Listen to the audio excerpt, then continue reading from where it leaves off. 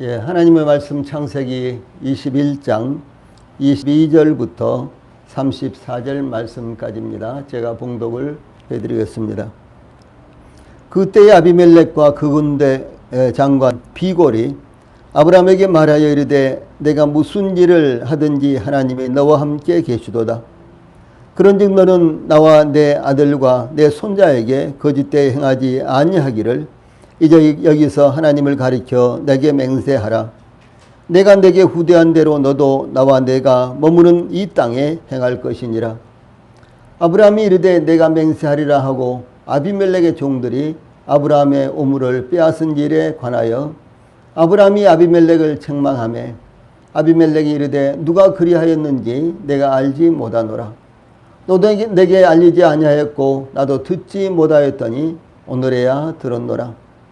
아브라함이 양과 소를 가져다가 아비멜렉에게 주고 두 사람이 서로 언약을 세우니라. 아브라함이 7 암양 새끼를 따로 놓으니 아비멜렉이 아브라함에게 이르되 이 7 암양 새끼를 따로 놓음은 어찌미냐. 아브라함이 이르되 너는 내 손에서 이 암양 새끼 7을 받아 내가 이 우물판 증거를 삼으라 하고 두 사람이 거기서 서로 맹세하였으므로 그것을 브엘세바라 이름하였더라. 그들이 브엘세바에서 언약을 세우매 아비멜렉과 그 군대 장관 비골은 떠나 블레셋 사람의 땅으로 돌아갔고 아브라함은 브엘세바에 에셀나무를 심고 거기서 영원하신 여호와의 이름을 불렀으며 그가 블레셋 사람의 땅에서 여러 날을 지냈더라. 아멘. 지금 봉독해드린 창세기 21장 22절로 34절 말씀을 통해서 오늘 저녁에는 세상에 대한 성도들의 자세, 세상에 대한 성도들의 자세, 세상과 우리가 어쩔 수 없이 이제 교제하고 또 대화하면서 이렇게 살아야 되는데 우리가 어떤 자세를 취해야 될 것인가, 이런 주제의 말씀을 전해드리겠습니다. 아브라함이 하갈과 이스마엘을 떠나보낸 후에 하나님께서 가나안 땅 남부 블레셋 족속의 땅에 거주할 때에 이 아브라함이 이 평안한 가운데 거하게 하시도록 인도하신 것이 나타나고 있습니다. 즉 블레셋 그랄 왕 아비멜렉과 상호 우호 조약을 체결하게 된 것입니다. 오늘 본문을 통해 하나님의 백성들이 세상에서 어떤 삶을 삶으로 어떤 영향력을 끼칠 수 있는지 배우게 됩니다. 즉 이방 부족들 사이에 거주하면서 시시때때로 생존을 염려해야 되는 이 아브라함이 이웃 부족들에게 어떤 모습으로 자신을 나타내며 어떤 관계를 유지하고 있었는가를 상고하므로 이웃과의 관계가 허물어져 버린 오늘날 우리가 세상에서 어떤 모습으로 살아가야 하는가, 여기에 대해서 교훈을 받게 하는 말씀입니다. 제일 먼저 22절과 23절 말씀을 통해서 이 화해를 위해서 제의를 하고 있는 이와 같은 모습을 볼 수가 있습니다. 아비멜렉과 그의 군대 장관 비골이 아브라함을 찾아와 내가 무슨 일을 하든지 하나님이 너와 함께 계시도다. 그런즉 너는 나와 내 아들과 내 손자에게 거짓되이 행하지 아니하기를 이제 여기서 하나님을 가리켜 내게 맹세하라. 내가 내게 후대한 대로 너도 나와 내가 머무는 이 땅에서 행하여 보이라. 이렇게 제의를 했습니다. 이 아비멜렉은 그랄 왕으로 그 지역의 최고 통치자요 비골은 그의 군대 장관이었습니다. 이들은 하나님께서 아브라함과 함께 하신다는 것을 직접 경험했기 때문에 아브라함과 상호 동맹 관계를 체결하는 것이 유익하다고 생각되었던 것입니다. 즉 그랄 왕 아비멜렉은 점점 창대해져가는 아브라함을 보면서 아브라함과 불가침 조약을 체결하기를 제의한 것입니다. 그것이 후일을 위해 안전하다고 생각되었던 것입니다. 특히 아비멜렉이 아브라함에게 언약을 체결하자고 제의한 배경에 대해서 22절에 내가 무슨 일을 하든지 하나님이 너와 함께 계시도다. 이것 때문이었습니다. 즉 비록 아브라함이 하나님 앞에서나 사람 앞에서 잘못을 저질렀어도 하나님께서 함께 하심으로 아브라함을 돕기 때문에 이방 왕의 입장에서 볼 때 아브라함은 현재 그의 입지와 관계없이 장차 그들에게 위협의 요소로 작용할 가능성이 충분하다고 아비멜렉은 생각을 하게 되었던 것입니다. 이 하나님이 너와 함께 계시도다라는 말은 이 언약의 후손들인 이삭에 대해서 아비멜렉이 그의 친구 아우삿과 군대장관 비골과 함께 그랄에서부터 이삭에게 찾아와서 창세기 26장 28절에 보면 여호와께서 너와 함께 계심을 우리가 분명히 보았으므로 라고 고백한 것과 동일한 고백이었습니다. 또한 야곱이 하란에서 두 아내를 얻기 위해서 14년 동안 머물렀을 때 외삼촌 라반이 야곱을 가나안 땅으로 보내지 않고 그의 곁에 계속해서 붙잡아 두기 위해서 야곱에게 여호와께서 너로 인하여 내게 복 주신 줄을 내가 깨달았노니 창세기 30장 27절에 이렇게 고백하기도 한 말씀입니다. 또한 요셉에 대해서는요, 창세기 39장 3절에서 애굽에 팔려가 바로의 신하 수위대장 애굽 사람 보디발의 집으로 끌려갔을 때 그 주인이 여호와께서 그와 함께 하심을 보며 또 여호와께서 그의 범사에 형통케 하심을 보았더라 라면서요, 집안 모든 것을 요셉의 손에 위임할 때 고백했던 증거입니다. 이와 같이 하나님께서 함께 하심을 나타내 보여주는 것이 하나님의 사람들과 불신자들의 차이입니다. 그러면 하나님의 사람들은 세상에서 불신자들에게 무슨 일을 하든지 하나님께서 함께 하신다는 것을 나타내야 한다는 것입니다. 주 예수님께서 승천하시면서 마태복음 28장 20절 후반부에 볼자다 내가 세상 끝날까지 너희와 항상 함께 있으리라. 이와 같은 말씀이 이 세상에서의 마지막 말씀이었던 것처럼 가장 필요하고도 하나님의 백성들에게 이러한 축복이 되는 말씀이다라고 하는 사실입니다. 다시 말한다면 우리 모든 성도들이 어디에서 무엇을 하든지 간에 하나님께서 함께 하심을 나타내 보여야 된다라고 하는 사실입니다. 교회에서는 당연히 물론이겠죠. 그런데 이 밖에서도 직장에서도 온 사회에서도 우리 성도들이 무슨 일을 하든지 간에 저 사람은 내 친구는 저 친구는 저 사람은 정말로 하나님께서 함께 하시는 사람이야. 이런 이제 증거들을 보여야 된다라고 하는 사실입니다. 여기 아브라함은 그랄로 가서 실수를 했죠. 그런데도 불구하고 여기 아비멜렉과 그의 군대 장관은 아브라함에게 찾아와서 내가 무엇을 하든지 간에 하나님께서 너와 함께 하신 것을 우리가 보았다. 이렇게 이제 제시하면서 이렇게 고백하면서요, 아브라함과 언약을 체결하자고 이렇게 하는 것입니다. 그러므로 우리 교회도 마찬가지죠. 우리 성도들도 마찬가지죠. 모든 그리스도인들은 어디에서 무엇을 하든지 간에 하나님께서 우리와 함께 하신다는 사실을 어디서든지 언제든지 나타내셔야 된다라고 하는 사실을 여기서 저희들에게 교훈하고 있는 것입니다. 아비멜렉은 아브라함이 무슨 일을 하든지 하나님께서 함께 하심을 보았기 때문에 23절 전반부에 보면 그런즉 너는 나와 내 아들과 내 손자에게 거짓되이 행하지 아니하기를 이제 여기서 하나님을 가리켜 내게 맹세하라 이렇게 제의했습니다. 아브라함이 아비멜렉에게 거짓을 행하지 않도록 언약을 체결하자라고 하는 것입니다. 이것은 어떤 측면에서 볼 때 아브라함에게는요, 조금 뒤끝이 좀 아름답지 않은 이와 같은 간증이었죠. 왜냐하면 그랄에 가서 자기 아내 사라를 누이라고 이렇게 했잖아요.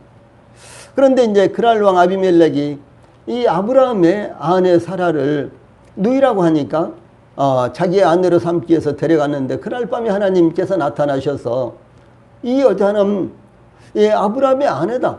그래가 내가 손을 대면 안 된다. 만약에 내가 손을 대면 큰 재앙이 임할 것이다. 이렇게 하나님께서 말씀하셨죠.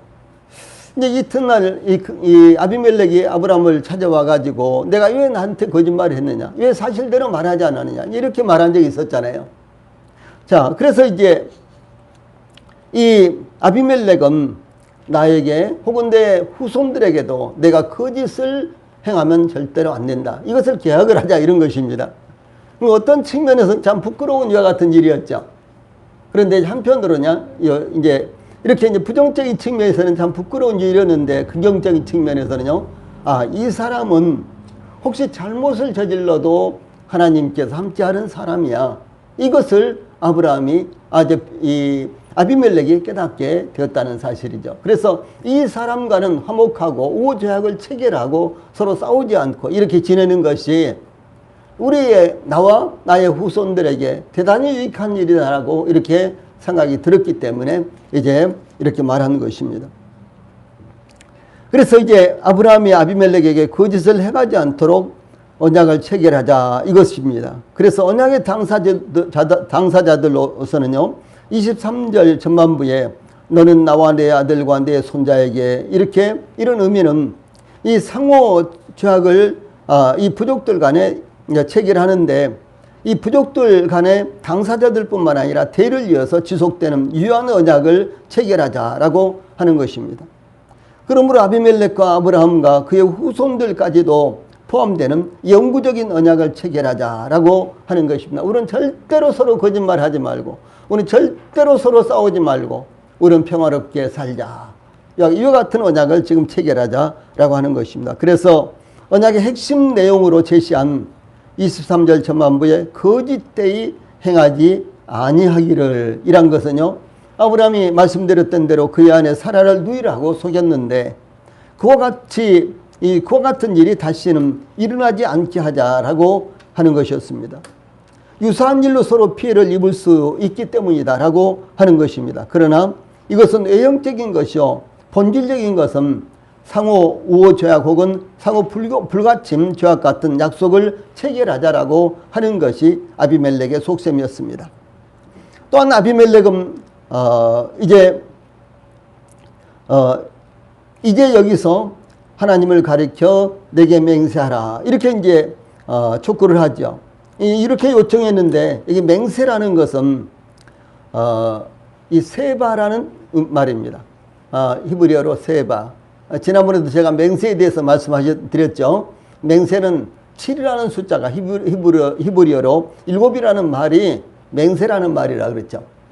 예, 그래서 이제 여기에 맹세는요, 7, 그 7이라는 말에서 파생된 단어로 맹세의 엄중성, 즉 신실함과 신성성을 의미합니다. 그러므로 인간의 힘으로 파기할 수 없는 신성시하는 언약을 체결하자라고 하는 것입니다. 그래서 절대로 이 언약은 파기할 수 없는 이와 같은 언약, 아주 영구적인 언약을 체결하자, 이런 것을 요청한 것입니다. 즉 고대에서 상호 간의 맹세나 언약은 각각 그들이 섬기는 신의 이름으로 이루어졌는데 그것은 그들의 생명을 담보로 언약을 체결하자라고 하는 것을 의미를 하는 것입니다. 창세기 14장 22절이나 31장 53절에도 이와 같은 말씀이 나옵니다. 아비멜렉이 아브라함에게 제시한 조건을 받아들일 경우 아비멜렉은 내가 내게 후대한 대로 너도 나와 내가 머무는 이 땅에서 행하여 보이라. 23절 후반부에 이렇게 제의를 했습니다. 이 아비멜렉이 아브라함을 후대했다는 것은 아브라함이 그의 아내 사라를 누이라고 속임으로 공경에 빠졌을 때 아비멜렉이 아브라함에게 양과 소와 노비와 함께 사라를 아브라함에게 돌려보내고 이 좋은 대로 그 땅에 거주하게 허락했던 것을 의미합니다. 이 아비멜렉은 자신이 아브라함에게 베풀었던 것처럼 아브라함도 아비멜렉에게 그대로 베풀 것을 요청한 것입니다. 아비멜렉의 요청으로 아브라함에게는 어쩔 수 없이 언약을 체결하게 된 상황이 아니라 아브라함에게는 대단히 안정적이고도 유리한 조건의 언약이었습니다. 그러니까 언약을 불가피하게 어쩔 수 없이 받아들여야 되는 것도 있죠.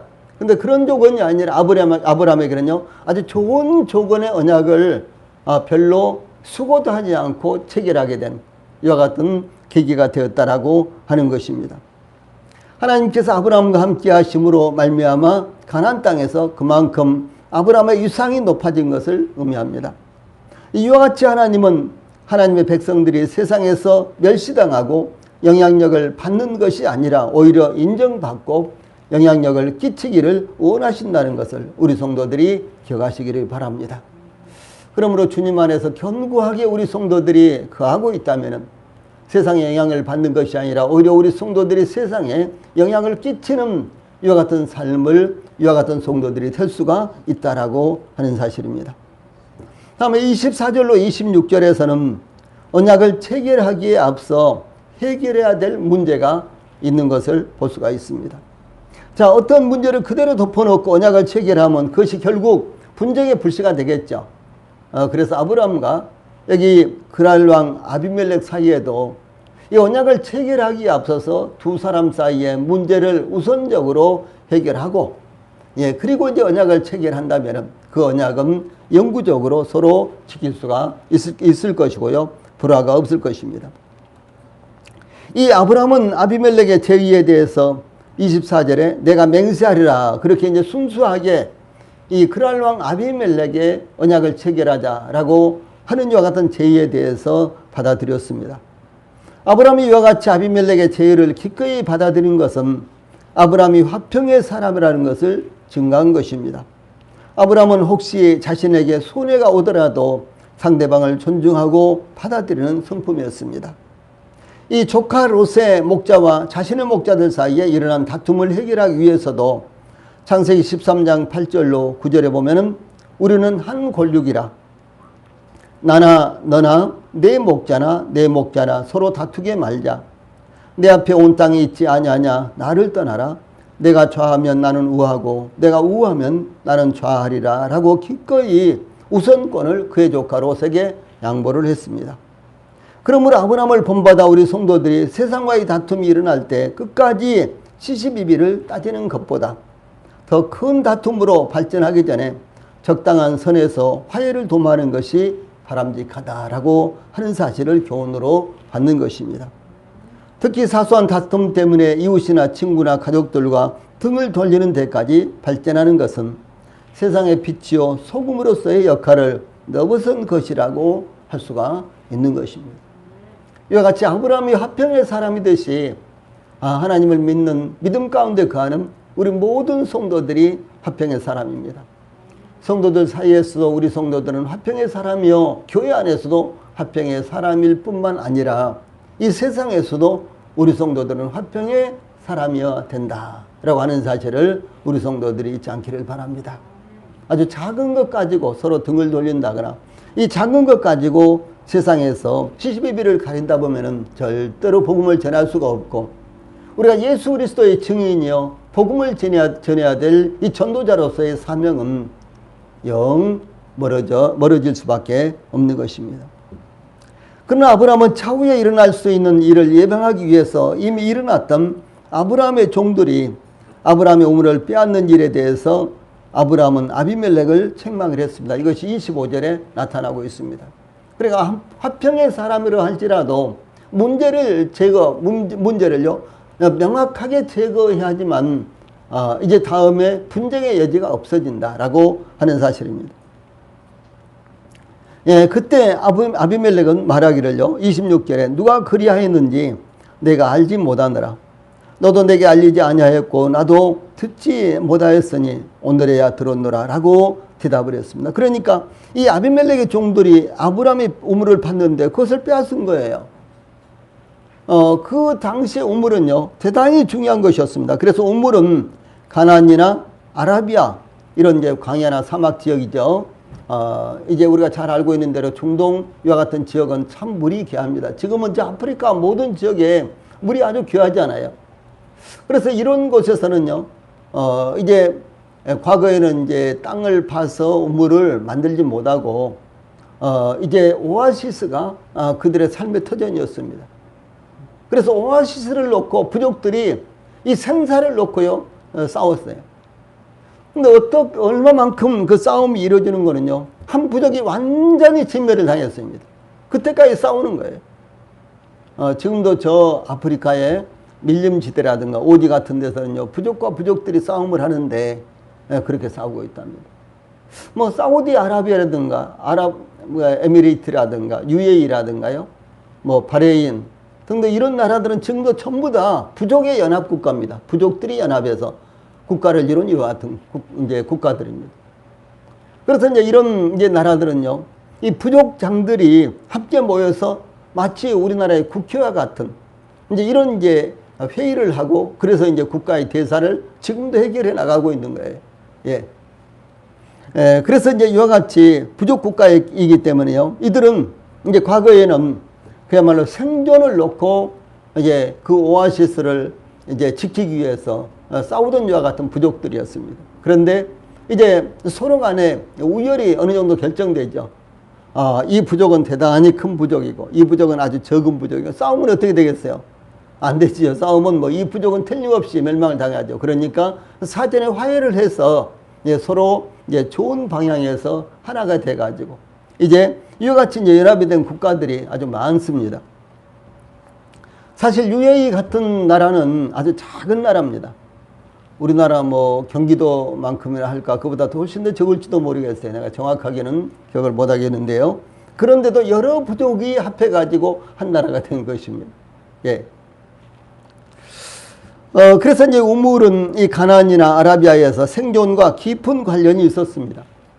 사막이나 광야에서는 우물을 발견하기 어려웠으며 물길을 찾더라도 우물을 파는 것도 쉽지 않은 일이었습니다. 왜냐하면 우물을 뭐 우리나라에서는요, 일단 물을 얻기 위해서는 뭐 한 3m라든가 뭐 5m 정도 이 정도만 파도 물을 다 얻을 수가 있습니다. 물론 이제 요즘 같은 때는 이제 식수를 얻기 위해서 뭐 10m, 20m, 30m 도해지에서는요 100m, 1000m 이렇게 이제 파이프를 박습니다만은 그러나 우리나라에서는 어지간하면 몇 미터만 파도요 물이 펑펑펑 이렇게 솟아나옵니다.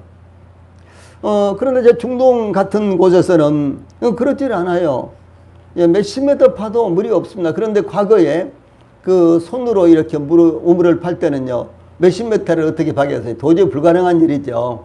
네, 그렇게 불가능했다는 것이죠.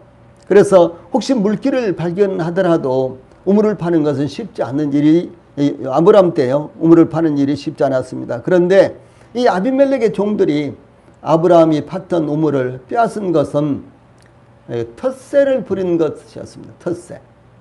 아브라함은 그때까지도 여전히 나그네였죠. 그래서 그 베델과 아이 사이 혹은 세겜 뭐 이런 곳에 살다가 이제 가뭄이 들면 저 애굽도 내려갔다가 또 다시 올라왔다가 이번에 이제 그랄로 내려갔거든요. 그리고 또 올라오고 예, 그 다음에도 이제 보면은 이삭도 역시 또 그랄로 또 내려갔다가 또 올라오기도 하고 그 다음 야곱은 어떻습니까? 가나안 땅에 가뭄이 들어서 도저히 생존이 안 되니까 저 애굽으로 내려가서 살게 되잖아요. 그래서 이 아브람과요 야곱 때까지도 그저 나그네에 불과했어요. 이것은 무슨 말인가는 유목민에 불과했다는 것이죠. 유목민들은 무엇입니까? 양과 낙타나 소라든가 이런 이제 짐승들을 이끌고 풀을 찾아서 다니는 거예요. 그리고 풀을 찾아서 가다가 그곳이 자기들이 가는 곳이고 또 그곳에 풀이 또 다 없어지고 또 물을 찾기가 어려우면은 또 다시 물을 찾아서 풀을 찾아서 갔다가 또 그곳이 자기들이 사는 곳이에요. 이런 것이 유목민이고요. 이런 것이 소위 나그네들의 삶이었습니다. 그런데 이 아브라함이 이와 같은 이제 사실을 들먹이면서 아비멜렉이여 당신의 종들이 우리가 봤던 우물을 뺏었다. 이거 있을 수 없는 일이 아니냐. 이렇게 하니까 이제 아비멜렉이 뭐 그런 일이 있어서 당신도 나에게 이야기도 하지 않고 아무도 나에게 이야기를 하지 않아서 내가 모르는 일이다. 이제 이렇게 된 거예요. 그래서 이제 이와 같은 사건을 아브라함이 들먹이면서 이 일을 제기한 것은 이런 상황에서 이 평화조약 혹은 우호조약을 체결하는 것은 적절치 않다. 다시 말해서 문제를 갖고 이 조약을 체결해봐야 결국은 곧바로 분쟁이 일어날 수밖에 없다 그런 것입니다. 예, 그러므로 우호조약을 맺는 마당에 이와 같은 사건이 다시 반복된다면 그 언약을 깨뜨려질 수밖에 없게 되기 때문에 재발 방지를 위해서 아브라함이 언급한 것입니다. 이와 같이 언약은 상호 공평하게 이루어져야 하는 것입니다. 자기의 이익을 위해서 자기 주장만 해서는 안 되지만 공평한 계약이 이루어지지 않는다면 나중에 돌이킬 수 없게 되어버린 것입니다. 그러므로 우리 성도들이 집을 팔고 산다거나 전세나 월세 계약서를 작성할 때에는 사전에 주의할 점 등을 참고하여 어려움을 당하지 않게 세밀하게 해야만 되는 것입니다. 특히 잘 모르는 사람과의 계약도 그렇지만 잘 아는 사이라도 대충 했다가는 큰 봉변을 당할 수도 있다는 것은 상식적인 것이 될 것입니다. 저도 과거에는 그랬어요. 성도들과의 관계에 있어서, 잘 아는 사람들과의 관계에 있어서는 뭐 좋은 것이 좋다, 아무르면 어때, 뭐 이런 식으로 했지만은 결과적으로 그런 일들로 말미암아 굉장히 어려움을 겪었고요. 지금도 교회적으로도 어려움을 겪고 있지 않습니까? 이 아브라함은 아비멜렉과 언약을 체결하는 것이 다만 좋은 기회라고 생각하고 무조건 언약을 체결한 것이 아니라 후에 일어날 수 있는 일에 대해서 충분히 대비한 지혜로운 사람이라는 것을 나타내고 있는 것입니다. 그래서 저희들도 동일하게 아브라함처럼 하나님으로부터 오는 지혜를 잘 활용해서 세상을 살아가야 된다라고 하는 사실을 여기서 교훈하고 있는 것입니다. 다음에 27절로 31절에서는 언약이 성사되는 이와 같은 과정이 나타나고 있습니다. 아브라함이 양과 소를 가져다가 아비멜렉에게 주고 두 사람이 언약을 체결하였습니다. 27절이죠. 아브라함이 양과 소를 아비멜렉에게 가져다 준 것은 아비멜렉의 제의에 따라 이 동맹을 체결하는 의미에서 주는 선물입니다. 만약 동맹을 거절한다면 싸움이 시작됐을 것이죠.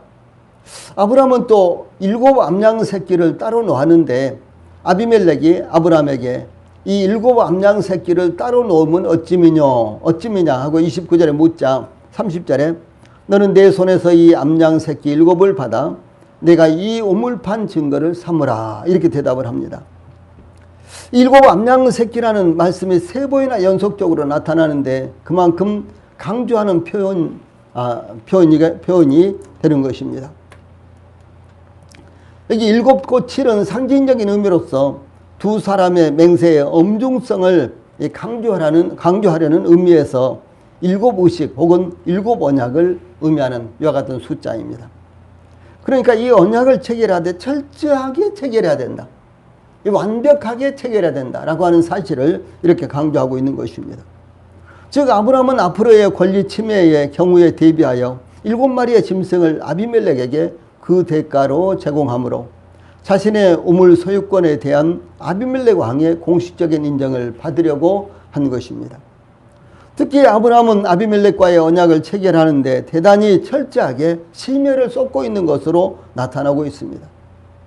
아브라함이 비록 아비멜렉과 언약을 체결하지만 자신의 부족의 힘이 약화되면 언제든지 언약은 파기될 수도 있기 때문에 이 언약을 체결하는 데 있어서 2번 다시 다른 말을 하지 못하도록 철저하게 언약을 이제 체결해야 된다라고 하는 사실입니다. 실제로 이 아비멜렉은 지금 이제 아브라함과 언약을 체결하지만은 그러나 그 다음에 보면요 계속해서 이 아비멜렉과 그의 종들은 이 언약을 파기하고 있는 이와 같은 모습이 아주 한두 번이 아니에요. 반복해서 나타나고 있습니다. 그래서 이 아브라함은 어떤 측면에서요 아비멜렉과 그 민족의 그런 어떤 습성들을 이미 알고 이것을 아주 철저하게 해 놓으려고요 이렇게 지금 하고 있는 모습을 볼 수가 있습니다. 그러므로 언약의 내용을 세밀하게 살펴보고 체결해야 된다라고 하는 사실을 여기서 말씀하고 있는 것입니다. 예, 아브라함의 대를 이어서 이삭이 부족을 이끌 때 이제 아브라함 그 다음에 이제 이삭이 이제 족장이었죠. 그다음 이삭 다음에는 또 이제 야곱이 족장이었죠. 그래서 이제 이삭이 족장으로서 그의 부족을 이끌고 있을 때입니다. 예, 블레셋 사람들은 이삭을 시기하여 아브라함이 팠던 모든 우물들을 막고요 흙으로 메웠습니다. 창세기 26장 15절에 나옵니다. 뿐만 아니라 아비멜렉은 이삭에게 내가 우리보다 크게 강성한즉 우리를 떠나가라.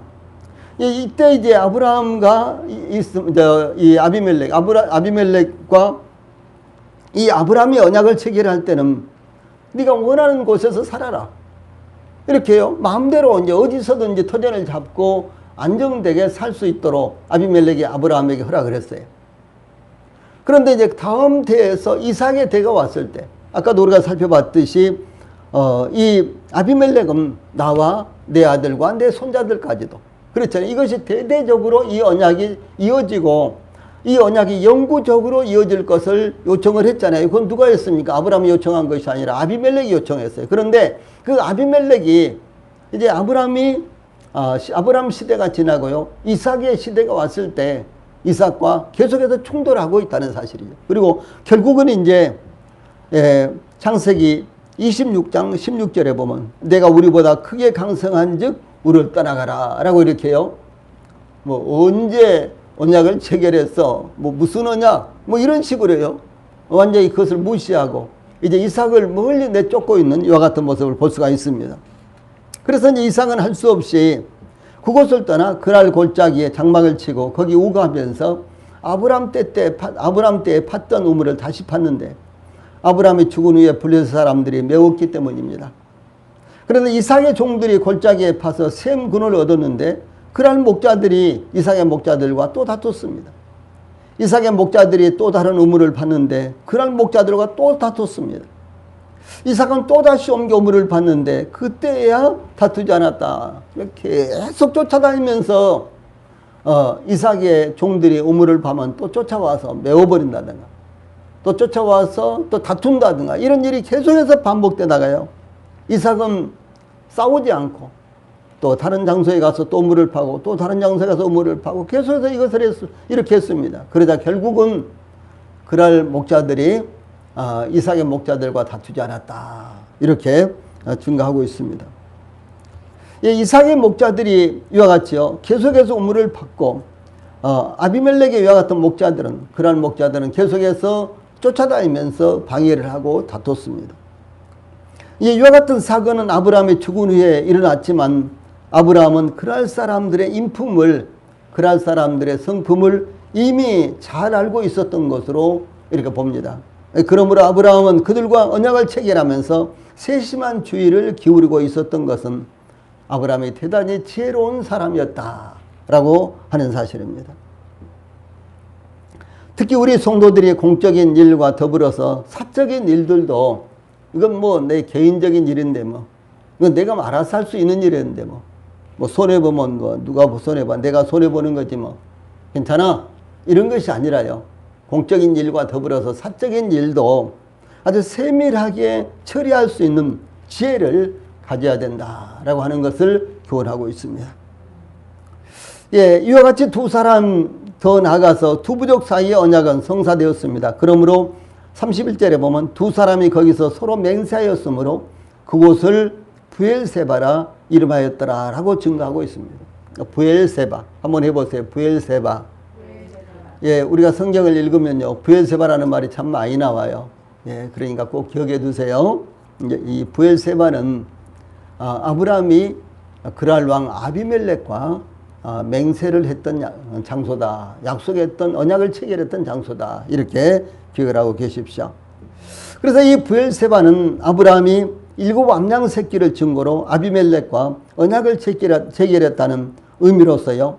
7의 우물, 그러면 브엘세바. 그것은요, 7의 우물, 7개의 우물 그런 말이에요. 7개의 우물. 그런데 실제로 7개의 우물이 아니라 언약의 우물 혹은 맹세의 우물 그런 뜻이란 말이죠.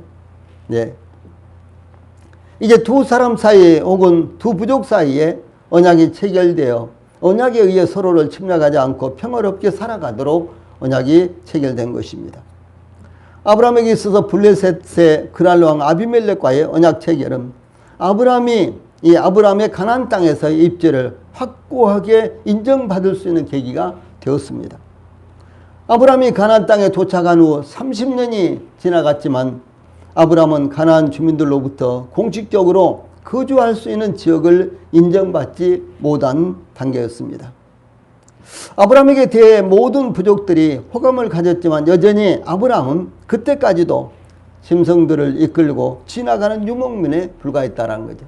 가나안 족속들, 그랄 사람들에게는요, 아브라함은 대단한 사람이야. 이런 인식이 그들 가운데 있었지만 여전히 그런데도 불구하고 아브라함은 그들 살고 있는 곳을 지금 지나가고 있는 사람들이야. 이런 인식밖에 없었다는 것이죠.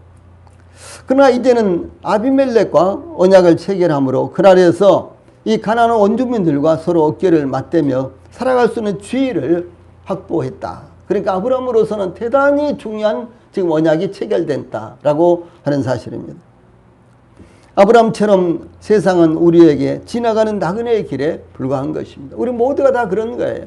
우리가 이 땅에서 어떻게 사느냐, 얼마나 많은 것을 가지고 얼마나 많이 누리고 사느냐, 예, 그러니까 관계없이 모든 사람들이요, 이 세상을 지금 지나가는 나그네와 같이 지나가고 있다라고 하는 사실입니다. 예. 그러나 우리가 머물고 있는 동안 하나님을 믿지 않는 이 사람들에게도 하나님의 사랑으로 인정받는 위치를 확보하는 것은 복음의 증인으로서 합당한 것이다 라고 하는 사실입니다. 예, 우리가 일순간에 나그네의 삶을 비록 살고 있을지라도, 예, 그런다고 할지라도 세상 믿지 않은 사람들로부터 인정을 받고 신뢰를 받는 이와 같은 사람들이 되어야 된다. 왜? 예수 그리스도의 복음을 위해서 그렇게 돼야 된다라고 하는 사실을 말씀하는 것입니다. 마지막으로 32절과 34절에서는 이 블레셋에서의 아브라함의 예배가 나타나고 있습니다. 32절 전반부에 그들이 브엘세바에서 언약을 세우매, 자, 이렇게 되어 있죠. 아브람과 아비멜렉이 브엘세바에서 언약을 체결한 후 아비멜렉과 그 군대 장관 비골은 떠나 블레셋 사람의 땅으로 돌아갔습니다. 아브람뿐만 아니라 그날 왕 아비멜렉도 두 사람 사이에 체결된 언약에 대해서 만족해하면서 그들이 돌아갔습니다. 아비멜렉은 점점 강성해지고 있는 부족인 아브람에 대한 위험 요소를 사전에 제거하였으며 아브람은 그날 땅의 가나안 원주민들이 인정하는 거주지를 확보한 것으로 큰 성과를 이루었던 것입니다. 언약을 체결한 후 아비멜렉과 그 군대 장관 비골이 떠나자 아브람의 행적에 대해 33절 전반부에 아브람은 브엘세바에 에셀나무를 심고, 이런 말씀이 나와요. 예. 아브람은 브엘세바에 에셀나무를 심고, 이런 말씀이 나옵니다. 예, 아브람은 아비멜렉과의 언약 체결로 모든 것을 끝내는 것이 아니라 그 언약 체결을 공고하게 하기 위해서요, 나무를 심고 자신의 소유주라는 것을 증거했다라고 하는 것입니다. 여기는 이제 확실하게 우리의 소유지야. 우리가 허락받은 땅이야.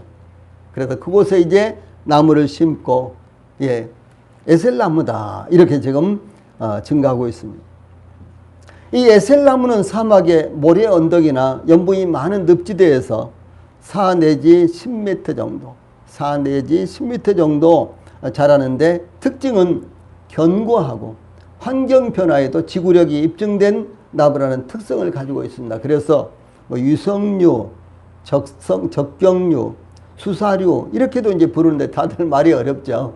이렇게도 이제 부르는 나무인데 이제 우리나라의 느티나무처럼요. 우리나라의 느티나무 특징이 무엇입니까? 뭐 동구방 느티나무 뭐 이런 게 있잖아요. 근데 느티나무의 특징이 무엇입니까? 예, 위로 올라가서 가지가 많고 가지가 많으니까 잎이 아주 무성하다는 거죠. 그래서 동구방 느티나무 아래에는요 정자가 있고 내지는 뭐 와상이 있고, 그래서 거기에서 여름에 동네 사람들이 모여서 수박을 쪼개서 먹는다든가 내지는 회의도 하고 담화도 하고 그런 곳이 되죠. 예, 그래서 이제 그런 느티나무와 같은 이런 나무입니다. 그래서 가지가 많아서 좋은 그늘을 제공하기도 하는, 그러니까 이 사막지대의 열사의 땅에서요 아주 좋은 이와 같은 나무죠. 예, 이어진 말씀 보면은 아브람이 브엘사바에 거주하면서 33절에 거기서 영원하신 여호와의 이름을 불렀으며, 이렇게 되어 있는데 이건 두 가지 의미가 있습니다. 거기에서 어디에요? 브엘세바에서, 예, 거기에 거주하면서 거기서 영원하신 여호와의 이름을 불렀으며, 이렇게 기록이 되어 있는데 두 가지 의미가 여기 담겨 있습니다. 첫째는 이 아브람은 하나님의 이름을 영원하신, 이것은 영생하시는, 이제 구번역에는 영생하시는 이렇게 되어 있어요. 그래서 예, 아브람은 하나님의 이름을 영생하신 여호와, 영생하시는 여호와, 엘올람이라는 말입니다. 그래서 영생하시는 여호와, 영원하신 여호와라고 불렀다는 것입니다. 이 영원하신 여호와는 오고 오는 세대에 변함없이 살아계셔서 하나님의 백성들을 돕고 계시는 하나님을 의미합니다. 그리고 우리 하나님은 영원하신 하나님이세요. 우리는 영원하지 않죠. 영원하지 않았죠. 예, 그런데 우리가 예수 그리스도를 믿음으로 말미암아 하나님의 생명이 우리 안에 들어오게 되고, 그래서 저희들이 영원한 생명을 얻고 영원한 구원을 얻었잖아요. 그래서 저희들도 동일하게 영생하는 자들이 된 것입니다. 예. 그런데 하나님은 근본부터 영원하신 분이세요. 예. 영생하시는 하나님. 그 영원하신 하나님께서 저희들에게 영원한 생명을 주셨습니다. 다시 말해서요, 영생하시는 하나님, 영원하신 하나님만이 그 영원한 것을 저희들에게 주실 수가 있으십니다. 그래서 저희들이 영원한 생명을 얻은 것입니다. 아브라함은 소돔 왕에게 하나님을 소개하기를요, 천지의 주제시여 지극히 높으신 하나님 여호와, 엘 엘리온이라는 말입니다. 천지의 주제시여 지극히 높으신 하나님 여호와, 이렇게 불렀습니다. 이전에 아브라함이 할례 언약을 체결하실 때 하나님께서는 아브라함에게 자신을 전능한 하나님, 나는 전능한 하나님이다, 엘샤다이 그랬죠. 나는 전능한 하나님이다, 창세기 17장 2절에 이렇게 소개하셨죠. 그런데 이 본문에서는 영원하신 여호와로서 이렇게 나타나는데요, 이 어디에서나 어떤 상황에서나 택하신 백성들을 돌보고 계시는 하나님을 의미하며 그 하나님에게, 영원하신 하나님에게 예배를 드렸다. 자, 여기까지 이제 아브라함이 가나안 땅에 온 지가 약 30년 정도 됐다 그랬죠. 네, 그런데 약 30년 정도 됐는데 아브라함이 뒤돌아봤을 때 갈대아 우리에서 자기를 불러내신 그 하나님께서, 지금까지 여러 가지 수도 없이 많은 사건들이 있었는데 영원하신 하나님께서 지금까지 나를 인도하시고 나와 함께 하시고 나를 지켜주시고 여기까지 오게 하셨다라고 하는 사실을 아브라함이 지금 고백을 하고 있는 거예요. 에셀나무를 심으면서요. 그리고 하나님 앞에 예배를 드리면서 그것을 고백을 하고 있는 것입니다. 우리의 예배는 어떻습니까? 우리의 예배는 살아계셔서 변함없이 저희들을 사랑하시고 저희들과 함께 하시는 하나님, 이제 그 하나님에게 우리가 예배를 드리고 있죠. 성탄식을 우리가 할 때 그 예배는요, 나를 위해서 그 아들까지도 아끼지 아니하시고 세상에 보내셔서 나를 구원하신 하나님, 이것이 제일 첫 번째 모토가 되죠. 그래서 이제 이와 같은 하나님에게 예배를 드렸습니다. 다음에 둘째로, 아브라함이 하나님의 이름을 불렀다는 것은 하나님께 예배했다는 것을 의미합니다. 창세기 4장 25절에 그때 비로소 여호와의 이름을 불렀더라, 이렇게 나와 있죠. 그래서 아브라함이 하나님의 이름을 불렀다는 것은 하나님께 예배했다는 것을 의미합니다. 아브라함은 그날에서의 어려운 위기에도 불구하고 하나님께서 안정된 거주지를 확보해 주신 것에 대해서 감사하는 예배를 드렸습니다. 아브라함이 거기서 영원하신 여호와의 이름을 불렀으며 33절이죠. 이 하나님께서 블레셋 사람의 땅을 자신에게 주신 기업의 땅으로 받아들였다는 것을 의미합니다. 거기서 여호와의 이름을 불렀다. 거기서 하나님 앞에 예배를 드렸다. 하나님의 그 사랑과 은혜가 저희들에게 왔을 때요, 저희들이 하나님 앞에 감사하고 예배를 드리죠. 하나님께서 나를 택하셔서 나에게 영원한 생명을 주셨다는 사실을 우리가 깨닫게 될 때 비로소 예배가 시작되는 것입니다. 내가 하나님의 사람이다라는 것이 깨달아졌을 때 비로소 그때 예배가 되는 거예요. 아브라함도 마찬가지로요, 이 땅을 하나님께서 나에게 주셨다. 이제 우리는 안정된 이와 같은 이제 장소를, 지역을 확보하고 이곳에서 살게 됐다. 이것을 생각할 때 하나님 앞에 예배를 드리게 된 거예요. 지금 그런 의미가 이 속에 담겨져 있습니다. 아직은 블레셋 사람들, 즉 그랄 사람들이 살고 있었습니다. 아직은 아브라함은 그 땅 사람들에게 이방인과 나그네로 여겨졌습니다. 하나님께서도 아브라함에게 아직은 발붙일 만큼의 땅도 허락하지 않았다라고 창세기 7장 5절에 이렇게 증가하고 있습니다. 사도행전 7장 5절에 증가하고 있습니다.